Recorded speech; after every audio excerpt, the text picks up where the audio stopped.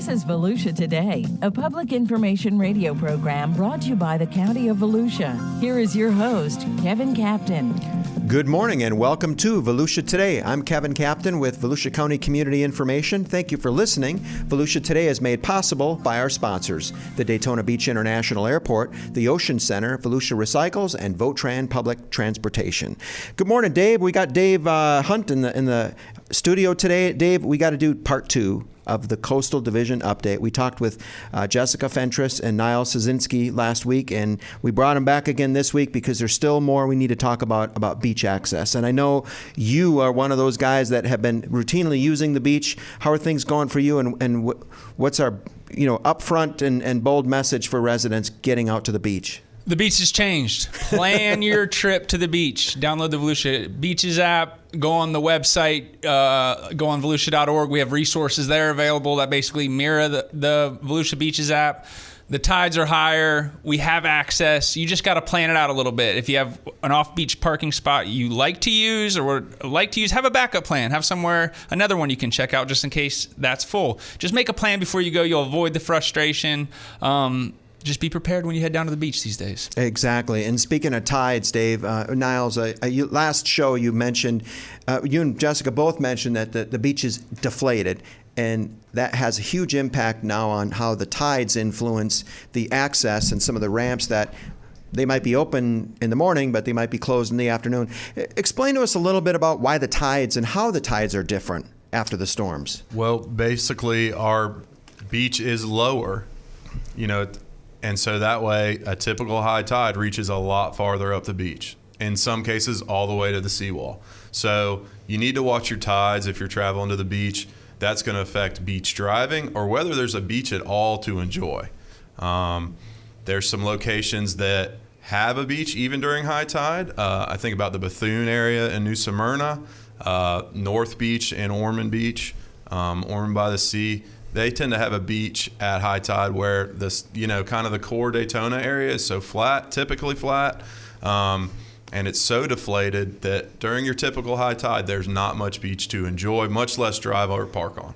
So the recommendation would be to probably look at those low tide marks throughout the day, get down there at low tide, you get a couple good hours, and you'll enjoy it. You'll have a good time, but that pinpointing that low tide mark is super critical. Right? Yeah, it's super important. You were talking about the different areas, right? So the hurricane had devastated our shoreline, but it wasn't uniform across our shoreline. How did it affect the different areas of our 47 miles of coastline? Well, what we saw was, which is reflected in kind of some of the coverage you see in the news. The Wilbur by the Sea area took it really hard. Daytona Beach shores. The Daytona core area, Daytona Beach, that for whatever reason, that was impacted the worst, has the most deflated beach even now, and had the greatest, amount of damage to seawalls. The North Ormond area, the South New Smyrna area fared fairly well. A lot of New Smyrna Beach around the Flagler Ave, the avenues we call it, that was impacted as well. So some of the easiest and best areas to drive on, because they're such hard packed, kind of flat sand, those were impacted the worst. One interesting phenomenon that we experienced during the storm event, you hear a lot about the damage that we sustained to not only the seawalls and Daytona Beach shores, the houses in Wilbur, South New Smyrna, just north of the Hiles Beach approach. They suffered some property damage as well. There are some buildings that have been destroyed, but a really weird phenomenon that happened in this storm event after Nicole specifically, and I had to see it with my own eyes to believe it, is we had 3 feet of red coquina shell wash up in Bethune Beach. So much so that vehicles were stuck more than axle deep in this stuff. We had to get Road and Bridge out there the day after Nicole with their loaders and their dozers and their trucks just to plow through and get emergency access to private property owners. I came from the north originally. That's where I grew up. And it reminded me of sand piles in Bethune. The residents down there have been extremely patient. It took us a while to mobilize to get the sand removed because it took so long for the county to get that Nicole declaration from FEMA. Once we got that Nicole declaration from FEMA, we executed our sand hauling contract that we had in place just for this possibility that might happen. Now we're doing that. We're moving the sand off of the beach, not off the beach. We're moving it out of the park, off of the right-of-ways.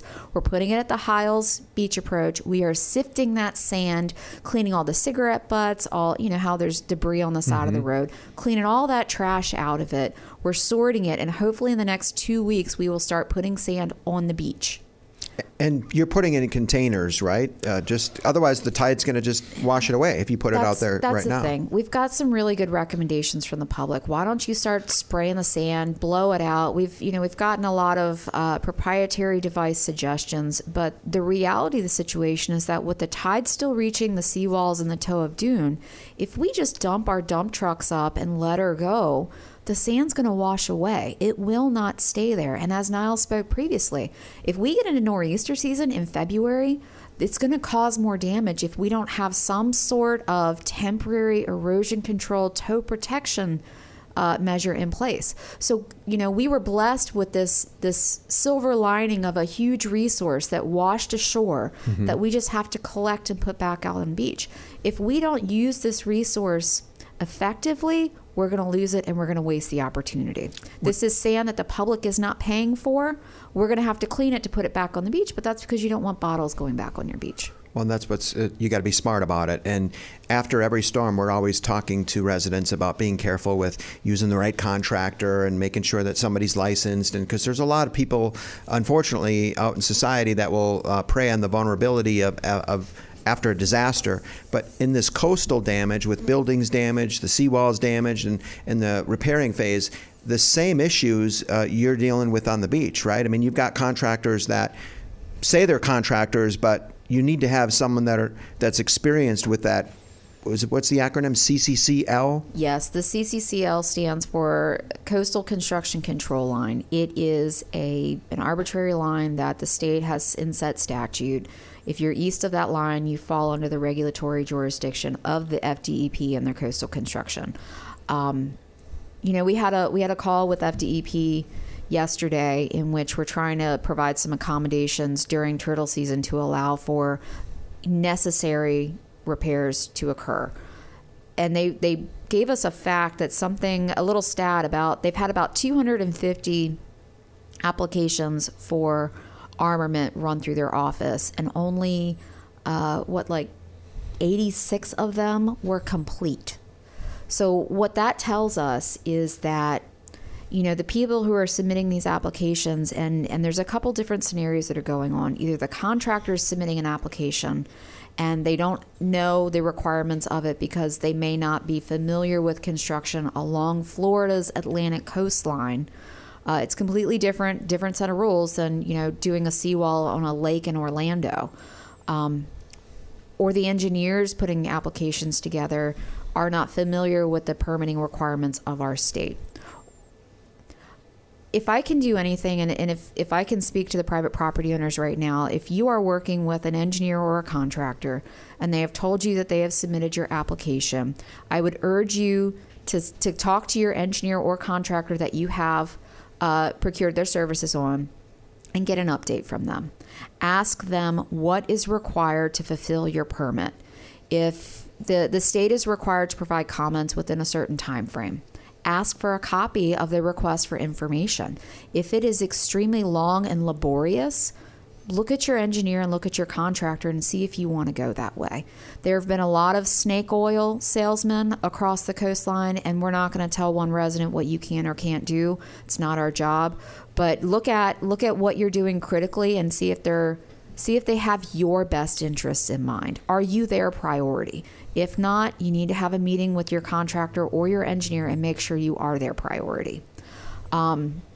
I know there's going to be some decisions coming forth that private property owners are going to be forced to make probably in the next couple of months as you start to receive your permits.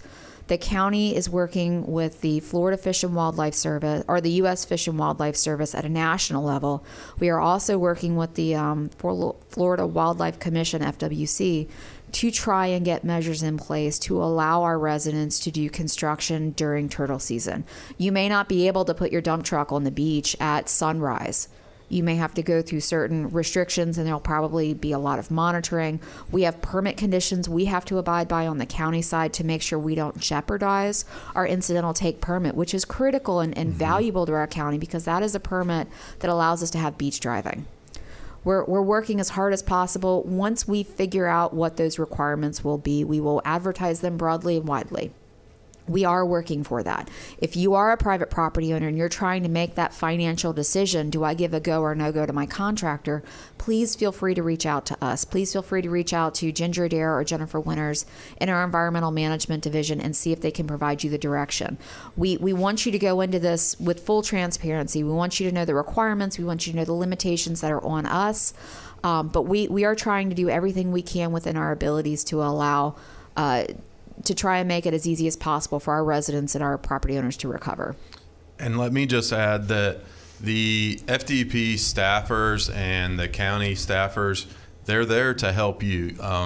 They know how to work the permitting process. They know the rules.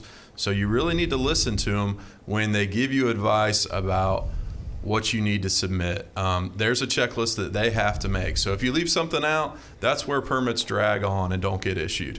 They will tell you, and it's been my experience that they're not there to thwart your ability to get a permit. They're actually there to guide you through the process. The faster you get a permit and move on, the happier they are. So listen to what they have to say. Make sure your contractors, your engineers have some experience with the CCCL permitting process. Reach out to the county and FDP staff. They can talk to you. They can help you. They're really responsive, and they're doing a great job for Volusia County. If you're just tuning in to part 2 of this, please go listen to part 1. We cover a lot more information in part 1. What's going on with the debris on the beach as of today? What's the deal with the debris? That's a really good question. We have done our first and our second pass. I can tell you, and you as a surfer know this intimately, there is still debris in our ocean. You can stand there. It's not a lot. It's not a safety issue, but it's washing on our shorelines. You may have a board here. You may have something random show up in another location. Who knows what comes in from the ocean, but we've done our assessment. We've picked up everything that we can consciously pick up. We are avoiding debris on private property. We are not going to be, I know a lot of folks like to have a pretty beach, a visually appeasing beach. Right now, as we still work to recover, some of the debris that we've left in place is actually providing a benefit. For example, Edwin Peck Park and Florida Shores Park, where we had massive seawall failures. We're leaving the debris in place along, because we've got the concrete associated with the seawall. We've got pavers associated with the area upland. In Peck Park, you've got basically it's a big concrete slab. That's adding protection to our slope right now.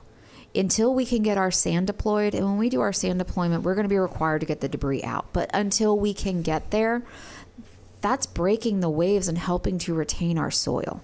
So if we are doing that, we have actually urged some property owners, private property owners, who may not be able to get their temporary or permanent measure in place, get the floatables out there, get the boards with the nails that could hurt somebody out of there. But if it's concrete, keep it in place as long as possible until you can get your temporary or permanent measure in place. There is, the county is not going to go behind a broken seawall and start pulling debris out, because we don't want to touch something that a private property owner may see as benefiting their property. We're not going to go out and pull a walkover out from under somebody else's walkover, because I don't want to be at risk of damaging that person's walkover. If it's behind the dune system, and I know there's some areas specifically in Ponce Inlet and Ormond by the Sea where we have a natural shoreline and we don't necessarily have seawalls in those locations. If there's debris way back in behind the primary dune line, we're not going to go back there. That's the private property owner's responsibility to clear out. Because we're going to do more harm than good if we do it. If you have a contractor that you have contracted with and they're performing maintenance to your property, they are required by law to remove all debris associated with it unless you're using that debris for tow protection. When you do your permanent solution, they will be required to remove that debris when you have your new seawall built. All that debris is supposed to come out. When we do temporary sand placement, and we're going to start doing it in the next couple of weeks, we're going to have one skid steer removing the debris. We're going to have another skid steer out there placing the sand right behind where we pulled that debris from. So it's not going to be pleasant to look at until we can get to that point where everybody's temporary measures have been installed, or you start seeing the permanent repairs take place. So, Jessica, I walk into your office, I look at the wall, there's like 100 professional accreditations. You're an engineer, you live this, you're about this. Niles, you're the same way. I listen to either of y'all talk, I feel like we could talk for 8 hours, and you'd blow my mind during all 8 hours. What have you all learned during this experience? What are some of the takeaways, and I feel like this is, they say, adversity, you can learn a lot from adversity and change. What are some of the things that you've learned during this?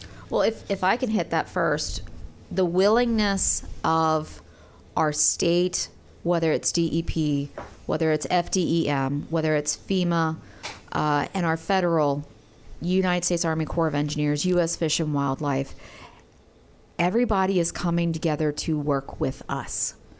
Our legislative officials, state level, House representatives, federal level, House, Senate, they're all working with us. Every time I meet a new person or new agency, they say, how can we help you? There is a document on the internet. You can Google it. We may post it up to a Volusia County website. But the Florida Department of Environmental Protection has produced a document called the Hurricanes Ian and Nicole Beaches and Dune Recovery Plan. That plan is a $205 million plan to recover the entire state of Florida's coastline. Volusia County has $77.5 million of that $205 million.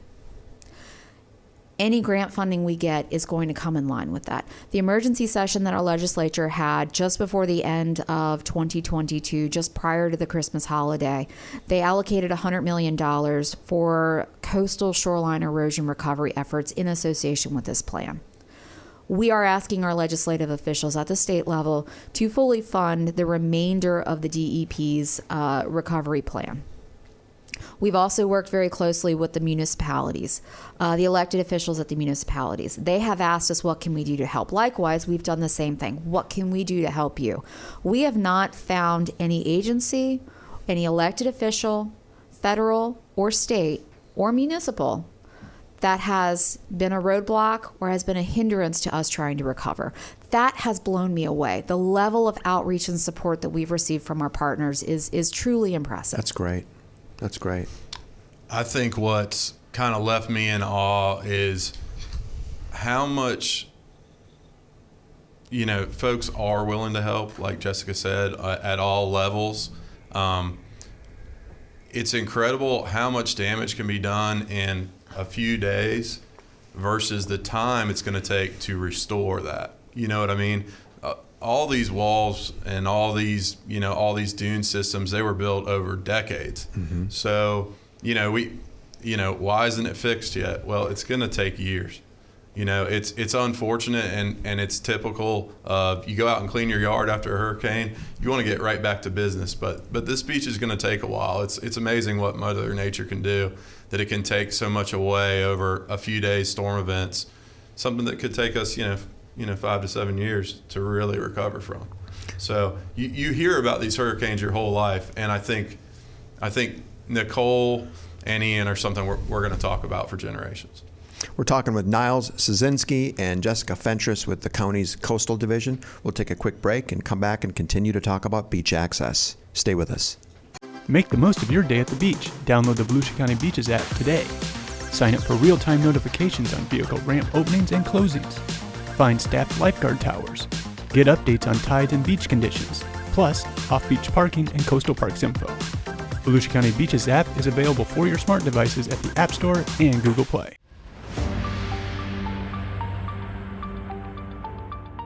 Hi, I'm Tammy Melfors, Deputy Chief with Volusia County Beach Safety. We have some important safety messages we wanted to get across to everyone. Some of the new threats are debris on the beach, collapsed seawalls. Whenever you see those collapsed seawalls or structures that are compromised, don't allow your children to play on them, get near them, stay as far away from them as you can get. It's extremely important to obey all of the barricades and the signs. My biggest fear is if any of these collapse and somebody's near it and gets hurt. I wish I could give you an estimate when it would be safe to walk near seawalls and other structures on the beach, but I can't. We're working very hard to get everything fixed, so it's very important to pay attention to our barricades, our signs, and stay as far away from the seawalls as you can.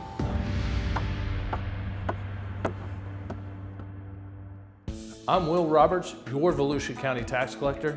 Do you know the busiest times in our office and the best ways to avoid standing in line? Here are 2 tips to avoid a wait and still take care of business. Most people visit a branch on a Monday or a Friday. Lunchtime is popular. Lines also can be long right after a 3-day weekend. So that's tip number 1. Avoid Mondays, Fridays, lunchtime, and the day after a 3-day weekend. Here's tip number 2. Consider skipping the trip altogether. Many services are available online. You can pay your property taxes, renew a registration, and even order a specialty license plate through our website. Service fees apply. If you use an e-check, the fee is $1.50, which may be well worth skipping the trip. To pay online, please visit our website at vctaxcollector.org/pay. That's vctaxcollector.org/PAY. You can access Volusia County government online at volusia.org. Listen to county council meetings, pay for permits or tags, or search the property appraisers' databases. Volusia.org is your Volusia County government information resource.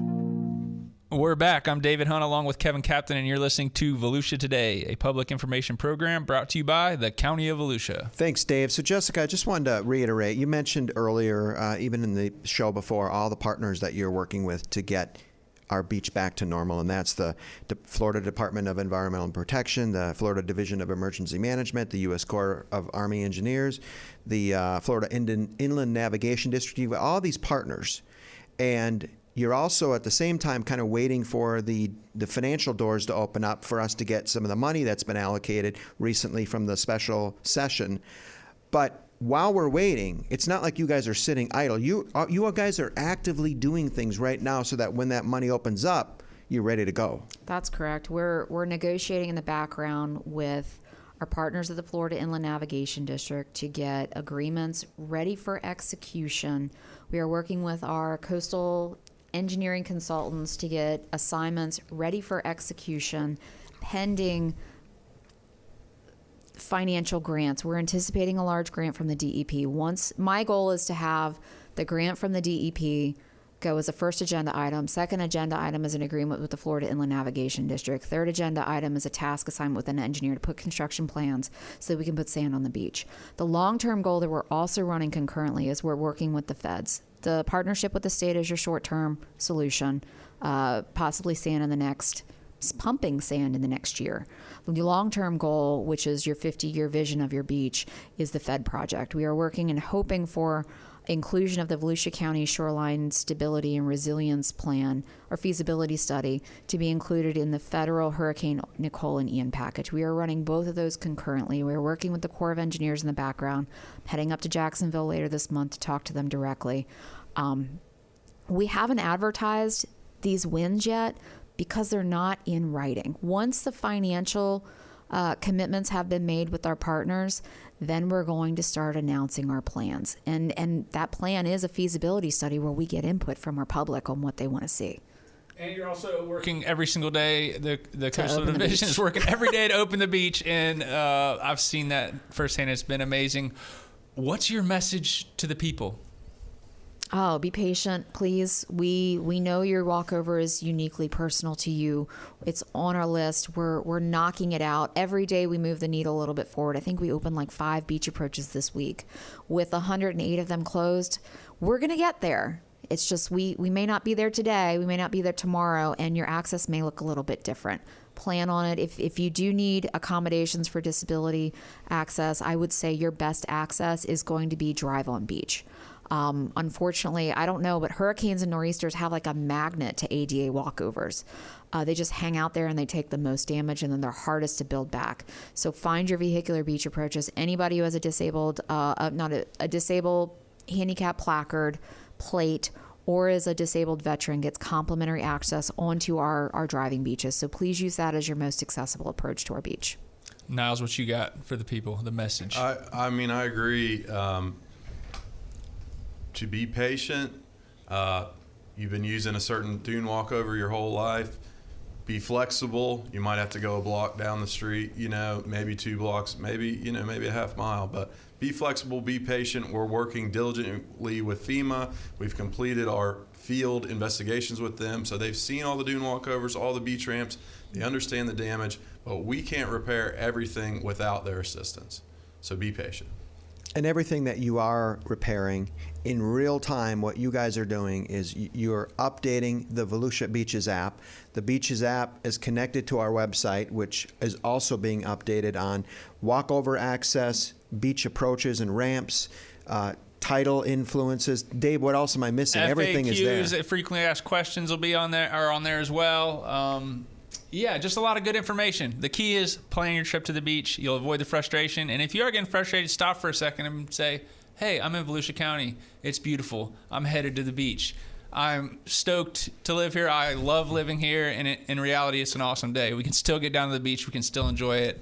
And every day it's getting a little bit better. And that's so true, Dave. And going back to one of the videos that I saw with you, Jessica, the tail end of it, you had said, because you're out there every day, your whole team is out there every day. Not the public is seeing that all the time. And you ended it by saying, just give us grace.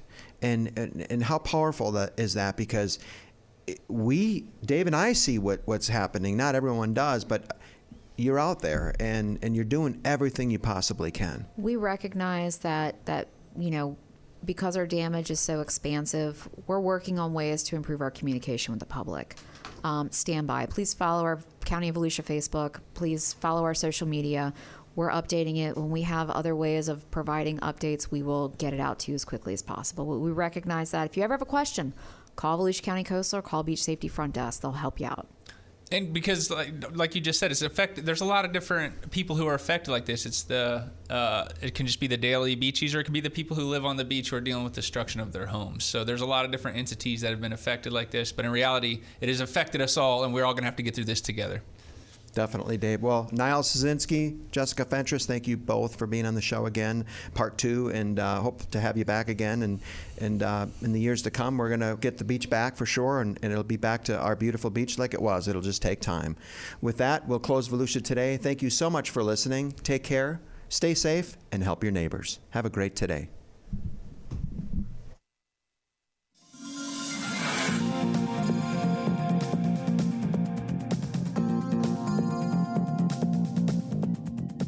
If you have a comment about Volusia Today, or if there is a topic you would like to hear featured, please contact Volusia County Community Information at 1-866-345-0345.